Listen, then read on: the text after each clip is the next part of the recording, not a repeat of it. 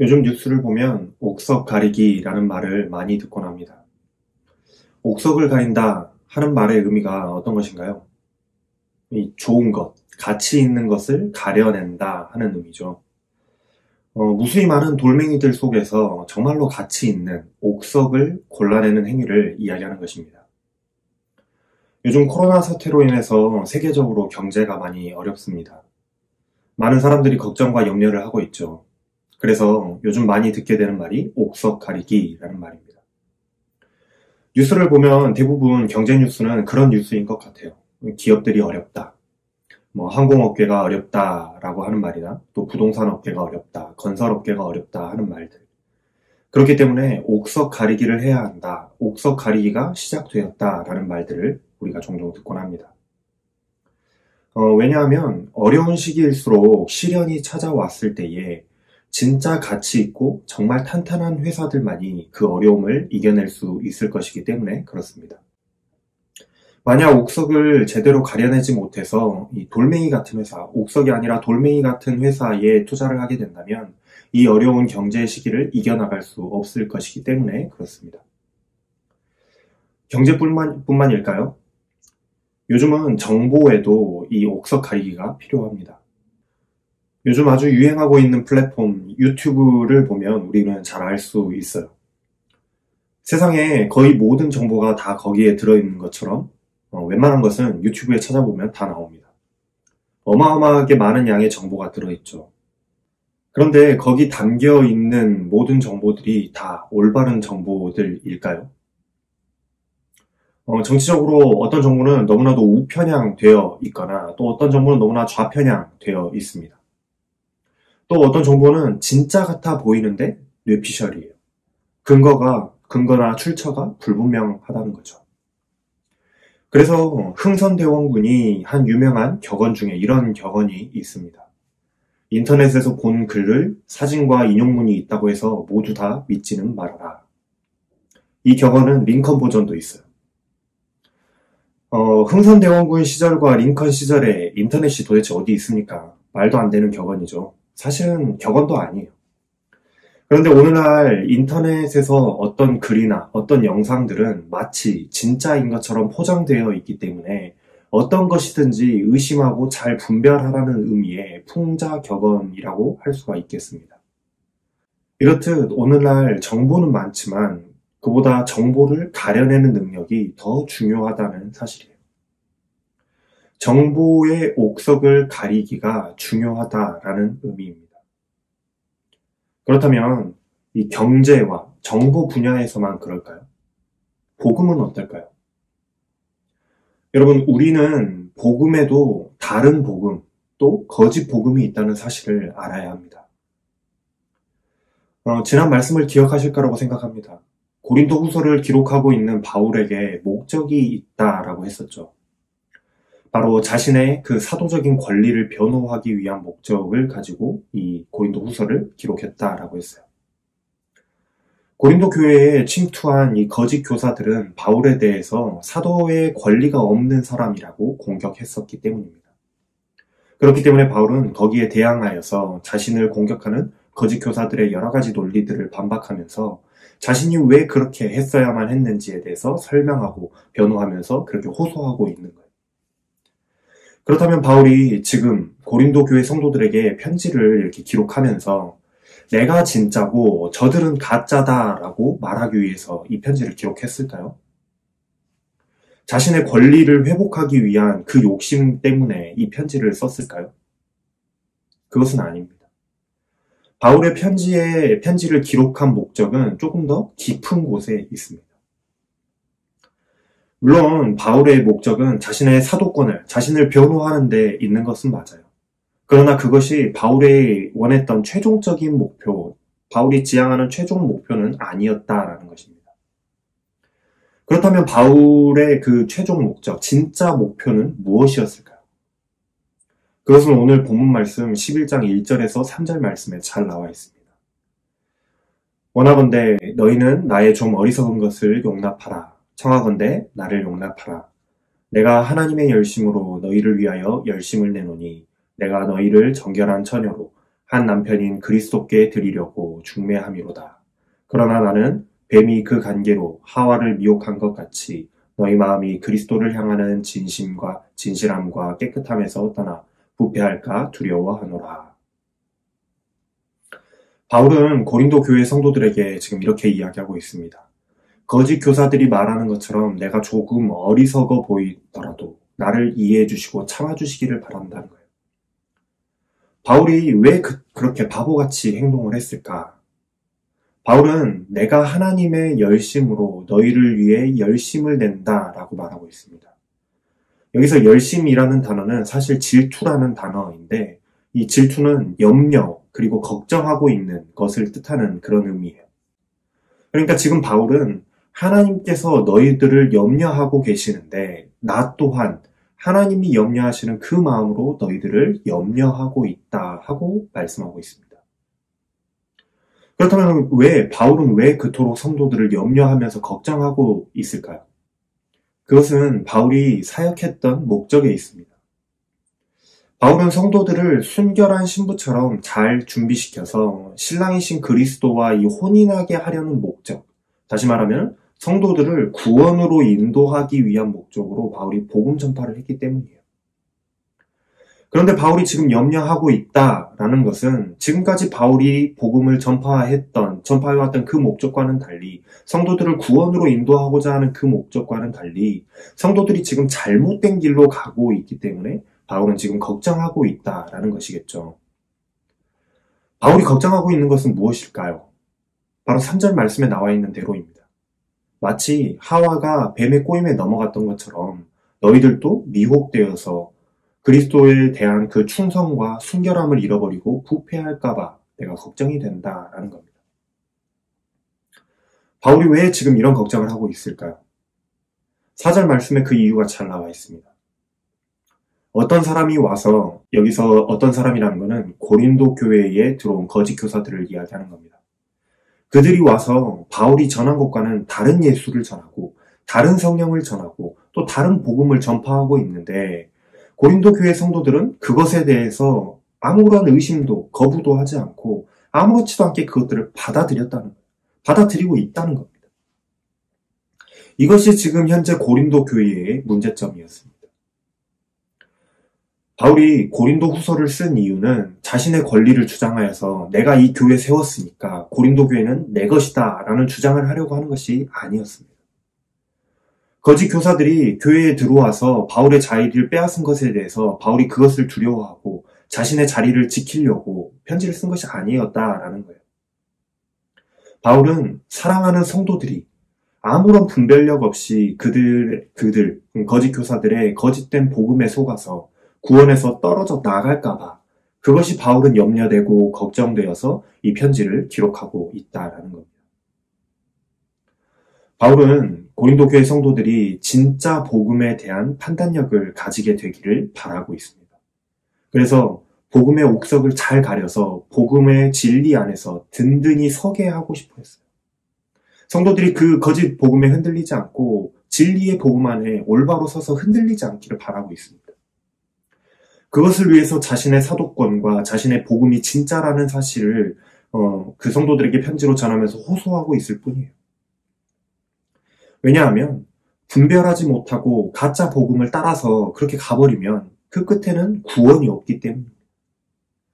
가짜 복음을 따라가 버린 성도들을 잃어버릴 것에 대한 우려와 염려가 바울의 마음을 지금 사로잡고 있는 겁니다. 그래서 바울은 이야기합니다. 거짓 교사들이 그토록 특별하다고 자랑하는 사도들보다도 내가 모자란 것이 하나도 없다.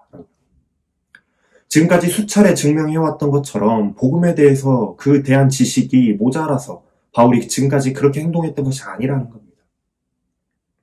또 거짓 교사들은 바울이 고린도 교회에서 사례비를 받지 않는 것을 두고도 자기도 받을 자격이 없는 줄 알기 때문에 재발절해서 안 받는 거라고 그렇게 공격했던 것 같아요.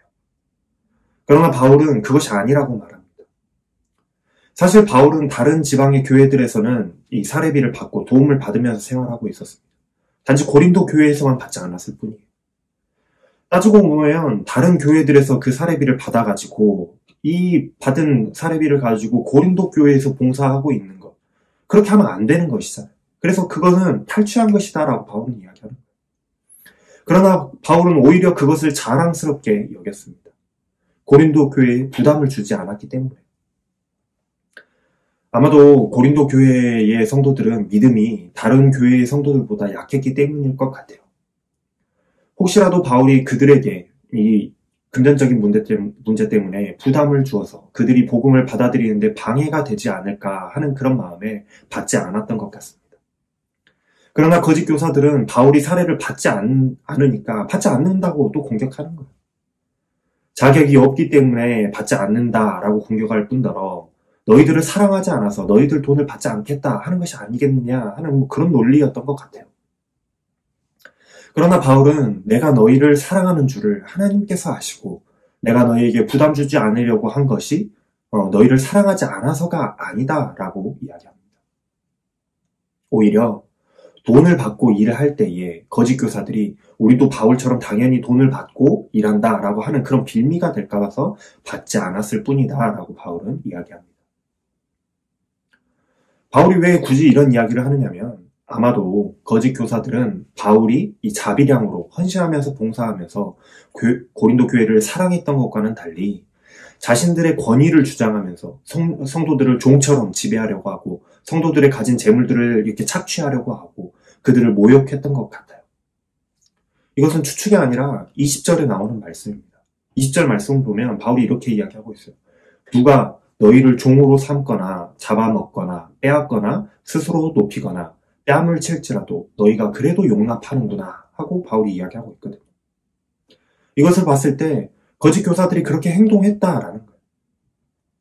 거짓 교사들은 바울과는 달리 그 교회 안에 그런 식으로 침투했는데도 거짓 교사들이 침투했는데도 고린도 교회 성도들은 순수한 것인지 바보스러운 것인지 그들의 본 모습을 그들이 그렇게 자신들을 착취하고 지배하려고 하고 그들을 모욕하려고 했던 그런 것들을 간파하지 못하고 그대로 그들을 받아들였다라는 지금 고린도 교회 상황이 그랬다는 겁니다. 그래서 바울은 다시 한번 이렇게 이야기합니다. 13절에서 15절 말씀이에요. 그런 사람들은 거짓 사도요 속이는 일꾼이니 자기를 그리스도의 사도로 가장하는 자들이니라. 이것은 이상한 일이 아니니라. 사탄도 자기를 광명의 천사로 가장하나니 그러므로 사탄의 일꾼들도 자기를 의의 일꾼으로 가장하는 것이 또한 대단한 일이 아니니라. 그들의 마지막은 그 행위대로 되리라. 그 거짓 교사들은 거짓 사도들이고 거짓 일꾼으로 자기를 그리스도의 사도라고 가장하는 자들이라는 겁니다. 그런데 이것이 전혀 이상하지 않은 이유는 사탄도 자기를 천사라고 가장한다는 데 있다는 거예요. 다시 말하면은 거짓 이 교사들은 사탄의 일꾼이라는 겁니다. 자신들이 사탄의 일꾼이면서 마치 그리스도의 일꾼인 것처럼 가장하고 이 고린도 교회에 접근했다라는 것이죠. 물론 그 거짓 교사들의 마지막은 하나님이 분명히 판단하시고 심판하실 겁니다. 그러나 그것은 그들의 일이고 우리의 일은 아니잖아요. 그렇다면 우리가 도대체 무엇을 하는 것이 중요하겠는가라는 것이죠. 그래서 바울은 옥석 가리기를 하라 하고 말씀하고 있는 겁니다. 바울과 바울이 전한 복음, 그리고 거짓 교사들과 그들이 전한 다른 복음, 이 둘 사이에서 어떤 것이 진짜인지 누가 어떻게 판단할 것인가 하는 것이죠. 대신 누가 판단해 줄 수 있는 것이 아니라는 거예요. 성도가 스스로 이 둘 사이에서 판단해서 이것이 진짜인지 저것이 진짜인지 어떤 것이 진짜이고 어떤 것이 가치가 있으며 어떤 것이 정말 보석처럼 빛나는 것인지를 구분해내야 된다는 겁니다. 다른 사람이 구분해 줄 수 있는 게 아니라는 거예요. 마치 법정에서 판사가 이 사람 말도 들어보고 저 사람 말도 들어보면서 그 다음에 다 들어보고 나서 판단을 내리듯이 그것을 잘 분별하라고 바울이 자신에 대해서 그리고 자신이 전했던 그 복음에 대해서 열심히 변호하고 있는 겁니다. 이제 남은 것은 바울의 이야기도 들어봤고 또 그 거짓 교사들의 이야기도 들었으니까 이 둘 중에서 남은 것은 이제 성도들의 판단만이 남아있는 것이죠. 어떤 것이 옥석인지를 가려내는 그 판단 말입니다. 그래서 진짜 옥석을 가려낸 자만이 참 진리 위에 이렇게 바로 서서 구원의 길을 달려갈 수 있기 때문에 옥석 가리기는 너무나도 중요한 것입니다. 오늘날 우리에게도 옥석 가리기는 매우 중요합니다. 우리는 인터넷을 통해서 또 유튜브를 통해서 수많은 신앙 콘텐츠들이 쏟아져 나오는 그런 시대에 살아가고 있습니다. 우리가 인터넷 유튜브 틀어보면 너무나도 많잖아요. 그러나 하나님을 이야기한다고 또 예수님을 이야기한다고 거기에 십자가가 그려져 있다고 해서 그것들이 전부 다 양질의 그 신앙 콘텐츠일까요? 당연히 아니겠죠. 저도 자료를 찾느라고 이것저것 찾다가 보면 심심치 않게 이단들의 글이나 영상들을 보게 됩니다. 또한 우리가 밖에서 돌아다닐 때 전도한다고 전단지를 나눠주고 또 영상을 보여주면서 다가오는 사람들 중에서 많은 사람들이 신천지와 같은 이단들이 얼마나 많은지 몰라요. 이단뿐만일까요? 우리나라에도 수많은 교회가 있고 수많은 목회자들이 있습니다. 우리가 사람들을 만나다 보면 내가 어느 교회 장로다라고 소개하는 사람, 또 내가 어느 교회 집사다, 청년이다 라고 소개하는 사람들을 많이 만납니다. 번듯한 건물이 있고 십자가가 달려있지만 번듯한 직분이 있고 자신이 그리스도인이라고 나는 그리스도인이라고 자신 있게 소개하는 그런 사람이 있지만 그곳이 또 그 사람들이 정말로 믿을 만한 사람인가 하는 것은 우리가 다시 한번 생각해 봐야 된다. 우리가 뉴스만 봐도 교회에서 목사가, 장로가, 또 집사가 상식적으로 이해가 안 되는 일들이 일어나는 그 사건들을 우리는 뉴스를 통해서 종종 접하게 됩니다. 우리는 그 속에서 도대체 어떻게 판단해야 될까요? 그냥 무조건 그들은 그리스도인이니까 받아들이고 믿어야 될까요? 옥석을 가려내야 하지 않겠습니까? 그렇기 때문에 우리에게는 옥석 가리기가 필요한 거예요. 무엇이 정말로 하나님의 말씀에 비추어서 이 진리의 길에서 벗어나지 않는 것인지를 분별하는 그것은 우리 자신의 몫인 거예요. 바울 사도가 아무리 이것은 참 복음이라고 외치고 또 외쳐도 거짓 교사들에게 현혹된 이 고린도 교회는 그들을 그냥 따라가 버렸습니다. 우리 앞에 아무리 좋은 것이 놓여 있다고 할지라도 이것이 좋은 것인지 분별하지 못한다면 아무런 쓸모가 없는 거예요. 그렇다면 우리는 무엇으로, 도대체 어떤 기준으로 이것이 옥석인지 아닌지를 구별할 수 있을까요? 시간이 지나고 시대가 변하고 또 사람이 변하고 또 상황이 변화된다고 할지라도 변하지 않는 것이 한 가지 있습니다. 그것은 바로 하나님의 말씀, 복음이에요. 그래서 우리가 복음을 진리라고 부르는 거예요. 절대로 변하지 않는 사실이기 때문에 그렇습니다. 우리는 이 진리의 복음에 비추어서 이것이 진짜인지 아니면 무늬만 같은 가짜인지를 분별해야 됩니다. 그렇게 하기 위해서는 어떻게 해야 되겠습니까? 여러분 스스로가 하나님의 복음을 깊이 묵상해야 돼요. 우리에게 주어진 하나님의 말씀, 성경을 깊이 묵상하고 하나님께서 말씀하시는 바가 무엇인지를 우리가 깨달아 알아야 되는 거예요. 우리에게 주어진 하나님의 말씀 속에는 하나님의 진리의 복음이 담겨져 있기 때문에 그렇습니다. 여러분이 하나님의 말씀을 깊이 묵상함으로 하나님의 뜻을 잘 깨닫고 있다면, 잘 알고 있다고 한다면 그 변하지 않는 그 진리를 기준으로 해서 그 진리를 따라서 우리는 하나님의 것과 사탄의 것을 분별할 수 있을 거예요. 그게 바로 옥석 가리기입니다. 어떤 것이 진짜인지를 알아낼 수가 있는 거예요. 제 아무리 자기 스스로 목사라고 하는 사람이 찾아와서 이것은 하나님의 말씀입니다, 믿으세요 하고 말한다고 할지라도 하나님의 말씀이 기록된 이 성경의 진리의 말씀과 다른 방향을 이야기하고 있다면 여러분들 거부하시기 바랍니다. 여러분들의 제일 친한 친구, 여러분들의 가족이 와서 신천지 교주가 보혜사라고 이야기한다고 할지라도 하나님의 말씀과 차이가 있으니 거부하시기 바랍니다.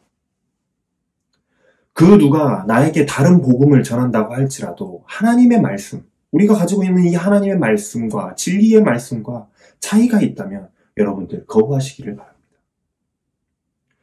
옥석 가리기의 기준은 변하지 않는 하나님의 말씀입니다.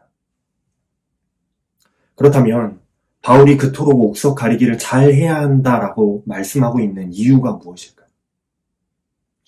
그것은 바로 이 옥석 가리기가 구원으로 이어지기 때문입니다. 옥석을 잘 가려서 진리 위에 바로 서 있는 사람만이 이 구원받을 자이기 때문에 그런 거예요. 조금 달리 이야기한다면 마지막 때에 하나님께서도 옥석 가리기를 하실 것이다 하는 이야기입니다. 나만 이것이 진리인지 아닌지 이 옥석을 가리는 것이 아니라 하나님께서도 마지막 때에 우리를 두고 옥석 가리기를 하실 거라는 거예요. 오늘 본문 말씀 15절 말씀 마지막에 보면 그들의 마지막은 그 행위대로 되리라 하고 바울이 말씀하고 있잖아요. 옥석 가리기를 잘 못하고 잘못된 길을 따라간 사람들과 거짓 교사들은 마지막 때에 그 행위대로 하나님께서 심판하실 것이다 하는 그런 말씀입니다. 여러분들 기억하시길 바랍니다. 마지막 심판의 날에 하나님께서는 분명하게 옥석을 찾으십니다. 어떤 것이 도대체 옥석인지를 하나님께서 찾으신다. 옥석 가리기를 잘한 사람만이 스스로가 옥석이 되어서 하나님이 마지막에 옥석을 가리실 때에 구원을 얻을 수 있는 겁니다. 잘못된 진리를 따라간 사람은 옥석이 될 수 없다라는 거예요. 그래서 저는 오늘날의 우리의 상황을 보면서 그런 생각이 듭니다. 코로나로 인해서 많은 교회들이 성도가 줄어든다라고 이야기합니다. 또 많은 교회들이 재정이 어렵다고 이야기해요. 성도들이 많이 떠나간다라는 이야기들이 들려오고 우려들이 많은 것을 잘 알고 있습니다. 그러나 저는 하나님께서 옥석을 가리신다 하는 생각이 들어요. 성도들의 많은 숫자가 중요한 것이 아니라 정말로 시련 속에서도 믿음을 잃지 않고 신앙을 지켜나갈 수 있는 옥석 같은 그런 신앙들을 하나님께서 찾고 계신다. 그런 성도들을 하나님께서 지금 찾고 계시는 것이 아닌가라는 생각이 든다는 거예요. 코로나의 상황으로 비록 성도들의 수는 줄어들 수 있어요. 줄어들 수 있으나 이 시간, 이 기간, 이 고난의, 이 시련의 기간이 지나고 나면 끝까지 믿음을 지켜낸 이 옥석 같은 성도들만 남을 것이기 때문에 우리 그리스도인들 전체를 봤을 때는 질적인 성장이 있지 않겠는가 하는 생각을 하고 있습니다.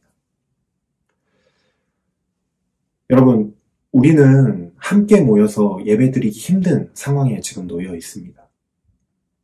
그러나 하나님을 예배하는 데에 장소가 중요하겠습니까? 물론 함께 모여서 예배드리면 좋겠죠. 그러나 드릴 수 없는 이런 상황에서 하나님을 예배하는 그 장소가 중요할까요?